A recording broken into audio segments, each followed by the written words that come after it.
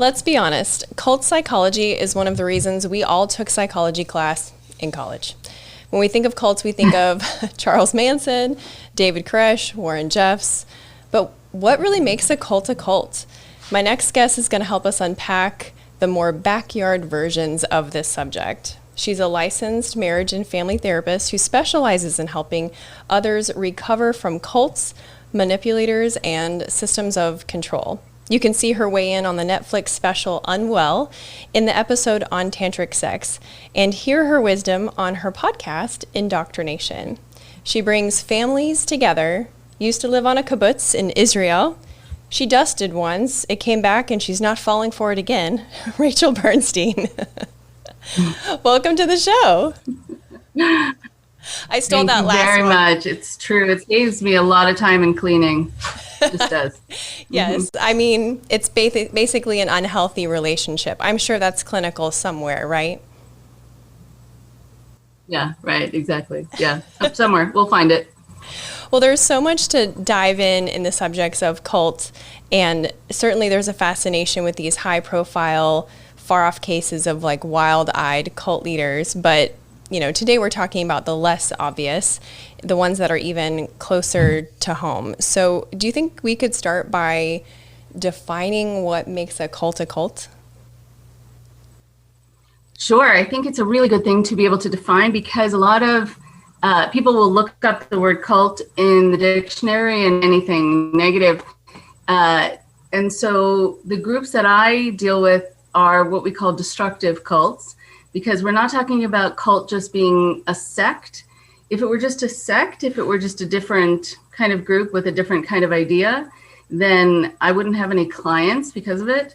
And I wouldn't have families who were so concerned or devastated. And I wouldn't have people who needed so many years of healing after their experiences. So what we're talking about is a group where, similar to kind of fundamentalist or controlling kinds of groups, and then we'll make a departure, is that you need to have total and unquestioning devotion to the leader, to the controller, basically, and to the teachings, whether they're philosophy or theology, whatever it is. And if you question it, if you disagree with it, then you're usually publicly shamed or told that your life is going to be awful, you're going to get some disease, you're going to not have a relationship with God. And it's really just because the narcissistic leader can't handle you disagreeing. But the other part where it gets cagey is that there is no system of checks and balances within a cult. Cult groups, independent as they are, have no overseeing kind of body where you can go to complain to somebody outside of the group, kind of an objective source, and they'll protect you. There's nobody to complain to. And usually cult leaders are protected by laws more so than cult members are, which I suppose we could talk about at some point. The other part, though, is that it becomes your entire life. Unlike taking a yoga class, unlike going to a Bible study, unlike doing whatever it is to become your new family, your new philosophy, your new code of ethics, your new sense of self, and you need to make a full departure from everything else that you've ever known in your life. And then the thing that also gets cult leaders in trouble, which is actually kind of a good thing, is that they feel that rules and laws don't apply to them. They only apply to you. So while your leader can have many wives, you need to be celibate. And while you're sleeping on a mat on the floor, they have a fleet of 44 Rolls Royces.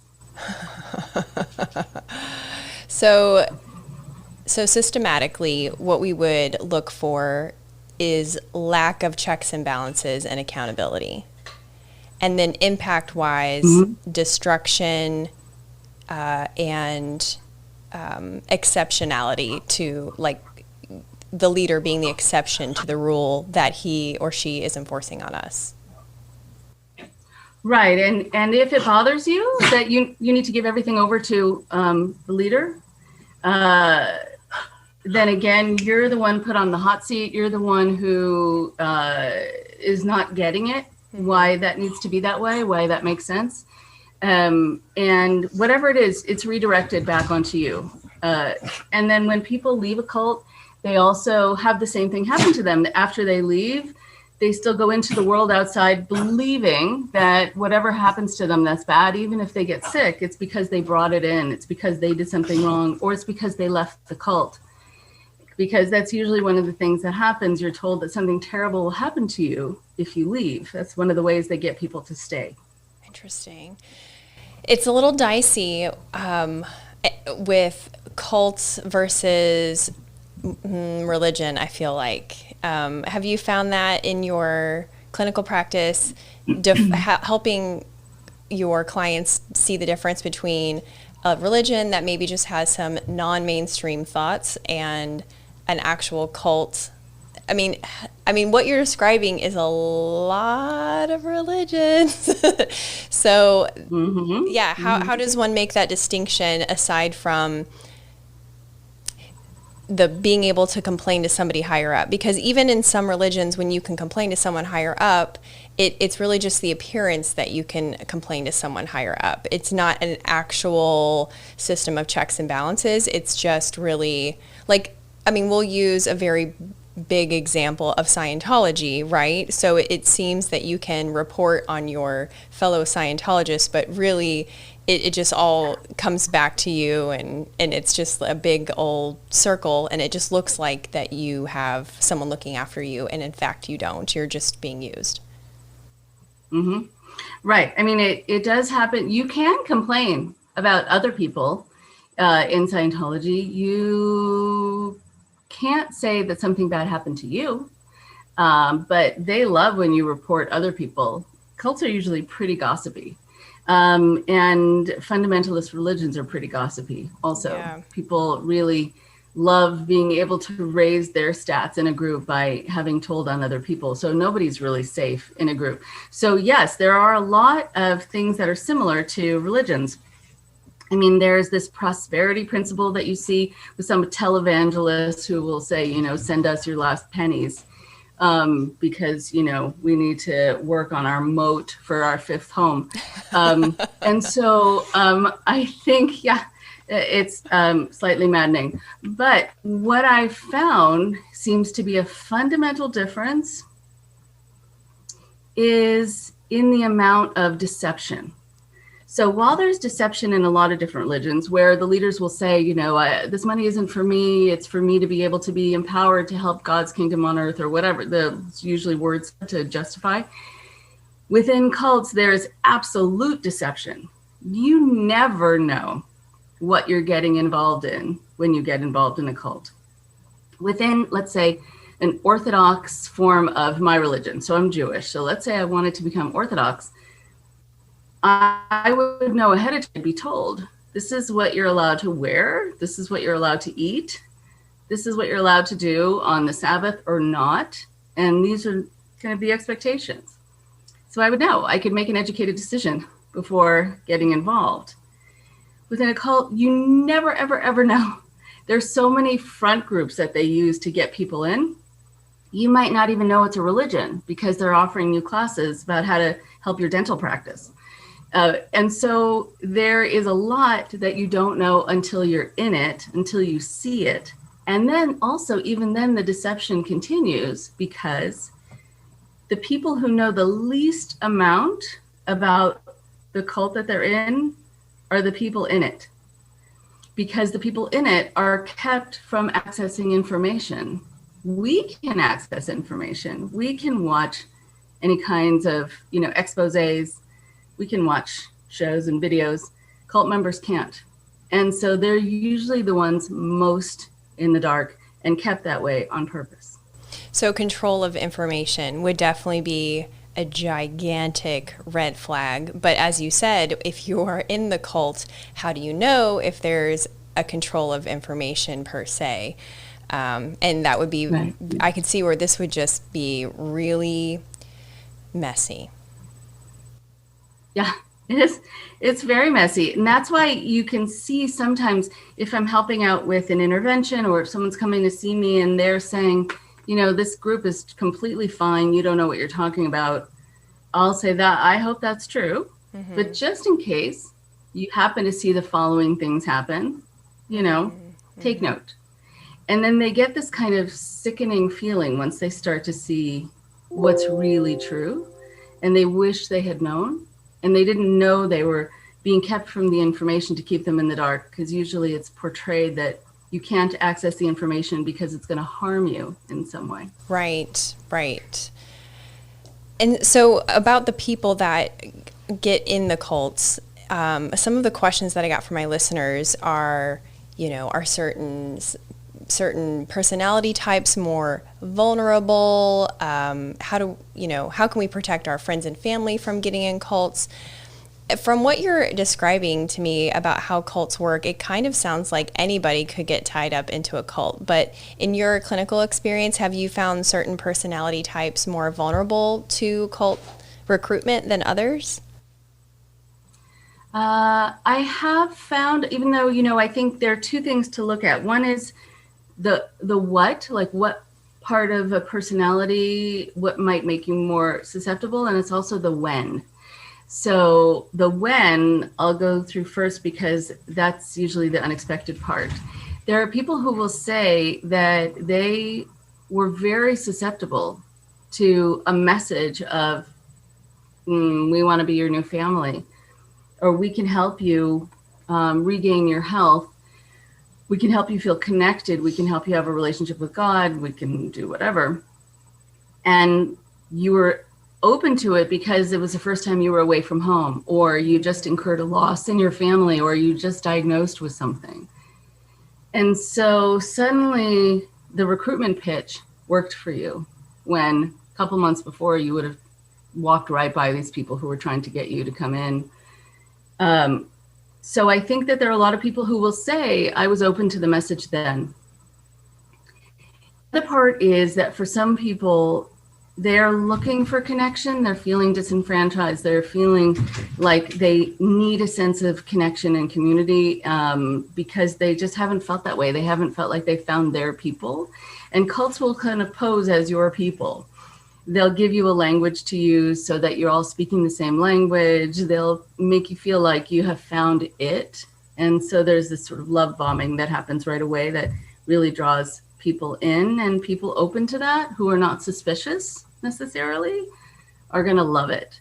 People who are a little more suspicious don't get involved in cults as easily. They'll wonder, like, this was a little too easy. Like, what do they want from me?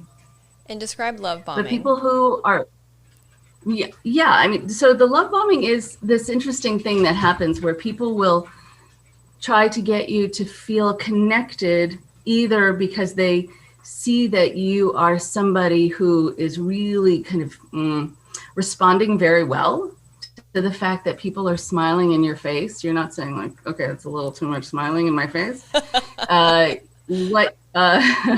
What you notice is people are saying, this feels so good. So then they just keep it going, and they will then give you lots of compliments, and whatever they see also works in terms of a compliment, whether it's that they see a good heart in you, or they see that you're someone who the leader would want to really raise up in this group, or that God has anointed, or that you're so smart if it's like a executive success program like in Nexium.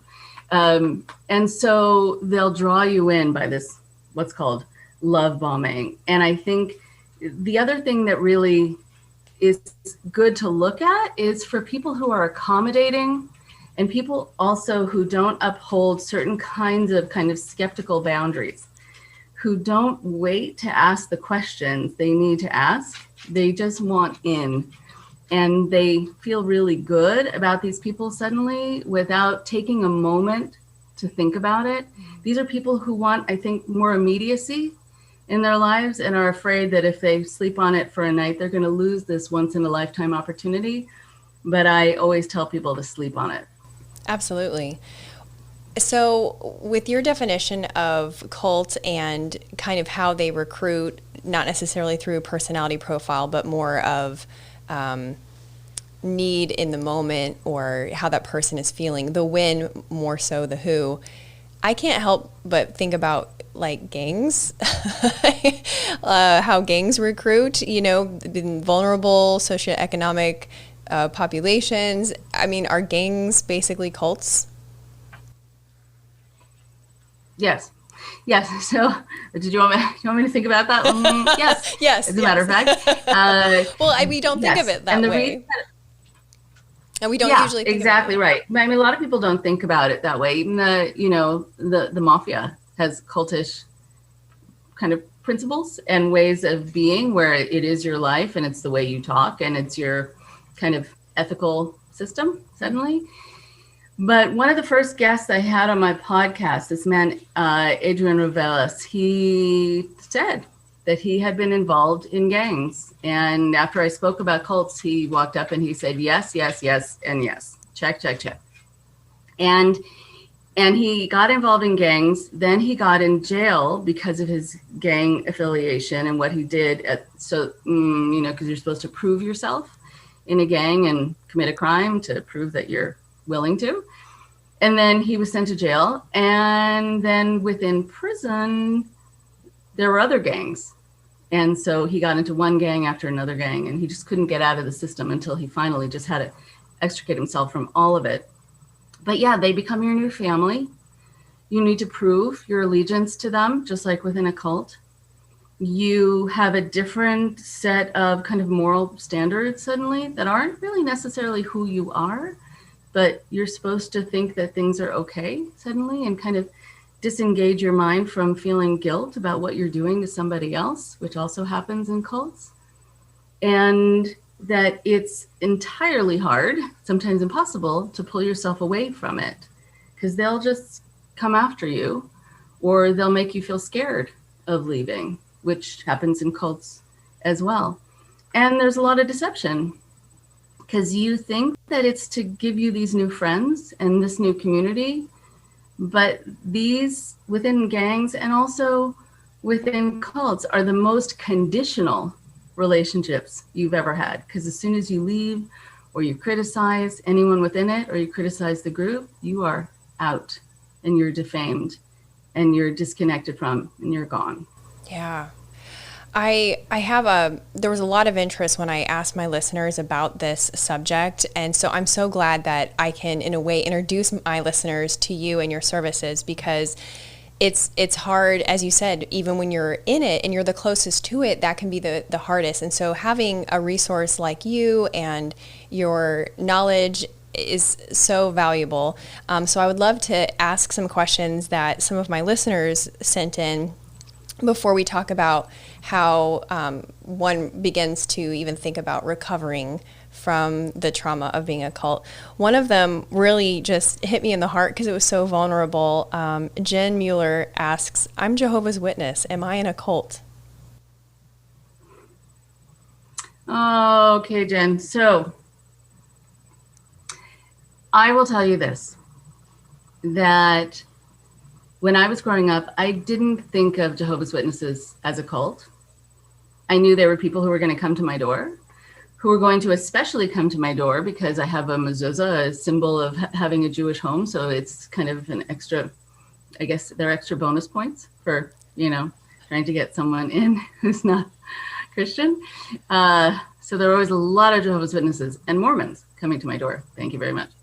So what I think is important for your listener to hear is, again, I didn't know that it had cult-like tendencies until Jehovah's Witnesses and former Jehovah's Witnesses started contacting me and saying, you're a cult expert, right? You're the one who did the video or the thing about cults. Well, I think I was raised in one. I'm a Jehovah's Witness, or I'm a former Jehovah's Witnesses. Like that, these Jehovah's Witnesses were the ones letting me know over and over and over again that it fit the profile from how they were raised. And now within this support group that I do now online, there are a number of former Jehovah's Witnesses. And what I've noticed with people raised in Jehovah's Witness is not only that they start to see that they were in something that was really cultish in its way, but it's incredibly traumatizing. A lot of the people who were raised in it were raised with these images, kind of cartoonish images of the earth opening up and the fires of hell coming up through the cracks in the earth and swallowing up people who are not believers. And so if you don't believe anymore, this is what's going to happen to you. And there was a lot of talk about Armageddon and the end times. And it felt like those were their, good night stories for kids, So be careful. So, you don't die in your sleep because of a thought that you're having. Good night. So I think it's a little traumatizing. There are a lot of former Jehovah's Witnesses who have post-traumatic stress, who have visions of demons coming to them in their sleep, in their beds, whenever it's dark, especially. Wow. They have a lot of nightmares. Wow. I am in Pensacola, Florida, which is in the panhandle of Florida. Are you particularly aware of any active cults in or around this area? There are some cults that are big in Florida, a lot of Bible-based cults. You want to watch out for particular groups that are affiliated with a group called the ICOC, International Churches of Christ, not to be confused with the mainline Churches of Christ. This is an organization that's gone by different names, but it was started originally by a man named Kip McKean. And it's everywhere, and it's in Florida, near you. There are also a number of other groups to watch out for. I'm not sure how close it is to you, but any groups that go by the name La Luz del Mundo, watch out. The leader is now in jail. And Scientology, of course, is big in Florida, Clearwater. Yeah. And they have different centers all over Florida, actually all over. There are also some yoga studios to watch out for. New names coming up all the time, but anything affiliated with a group called Dawn Yoga, DAHN, it's also in Florida. But really, there are many. There really are many. And there are a lot of retreats also, and a lot of retreats where there's a lot of sexual misconduct by the leader, and people going to places in Florida, along the Keys, really anywhere. Wow. A lot of cults in Miami that are the large group awareness trainings, and a lot of multi-level marketing groups in, the bigger cities where people are more moneyed, so to speak. Yeah. So basically, Florida is upholding its reputation in the news. A Florida man, ... Everything, all nuts roll to Florida, unfortunately. Yeah. It's doing well, unfortunately, in that regard. Maybe we'll change our flag to adjust. Are there many female cult leaders? I've only heard the big names that I mentioned at the beginning of our talk, but I haven't heard any female ones. Is that uncommon? It's not as common, but you certainly do have them. There are a lot of female cult leaders. I'd say it's less than a quarter of cult leaders, if that much, but they do exist, and they're just as despicable and dangerous. You also have, within a lot of constructs of cults, a male with a female right next to him or beneath him, who's the one who does a lot of recruiting for him and does a lot of the dirty work. And usually it's the women who will go down, the women who will be arrested, the women who will leave the paper trail, which is what the male leader kind of sets up to begin with. And the female, it's not clear that is actually what the male leader was planning all along. There are also a lot of female people who are recruiting online, like the Teal Swans, the ones who are, these uber spiritual backlit people who are all camera ready. And so that's so spiritual, isn't it? And then you also have a lot of female empowerment leaders who are running these multi-level marketing systems. for women, sort of considered by women, but it really is just for the leader herself. And yeah, people who are running yoga studios. And there are also a lot of female, not only females do this, but there are a lot of female coaches who will just take over your life. Male coaches also, whenever they go into kind of an unregulated field and can give themselves kind of a title or moniker that the law doesn't necessarily look over, then they can call themselves a life coach or a spiritual coach or whatever kind of coach. And again, you have zero protection because they will say and do whatever, and they don't have to answer to anybody, and there's no board to complain to. Right. That accountability factor, lack thereof. So let's say somebody listening now realizes, a lot of this is hitting home. I've either come close to or have been in a cult. I may have lasting effects I'm unaware of that are negatively affecting my life and my relationships. What the heck do I do next? Right. So if you're noticing that is something that's happening to you or that happened to you, even if it's in the past, even if you feel like you've broken free from it, I still suggest, just as someone who's sort of slowly uncovering that they might be in something, that you still get help for it. And you still go to talk to a professional who knows about cults. Most therapists do not. So they'll just guide you to talk about other things and never quite get to the cult stuff. Because it's just not part of their wheelhouse, and it's unfortunate. So you want to be able to go to somebody who is referred by a cult organization like the International Cultic Studies Association. They have a resource list and a referral list, which is a really good idea. The other thing that you want to be able to do, even after you've left, is to be able to understand what you were involved in, because you might think that you're safe because you left that group, but you still might not know what to watch out for, and that it can be there in a different form. Because really what makes a cult is not necessarily, again, if it is a yoga class or if it's a Sufi thing or if it's a whatever it is, it's the nature of the relationship between the leader and the followers, the uneven power differential, the manipulation, the undue influence.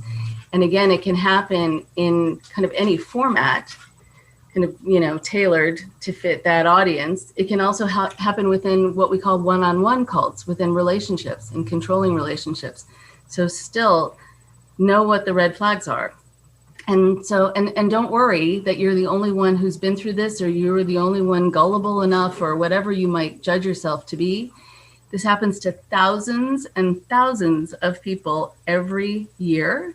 And it doesn't mean there's something wrong with you. It just means you're a human being and you were open at that time, or because it's part of your personality to someone swooping in and zeroing in on you because they saw somebody they thought they could control.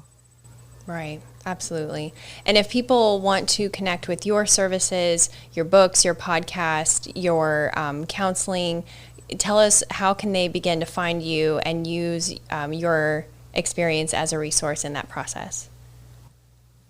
Sure. So I have this weekly podcast, as you mentioned. Thank you for that. It's something I just started. It's a public service. People want to support it, they're welcome to. It'd be great. Keep it on the air.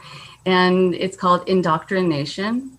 And people come on and tell their stories from having been involved in a cult or in a controlling relationship. Someone who's narcissistic took over their lives and drained them of their sense of self and who they were.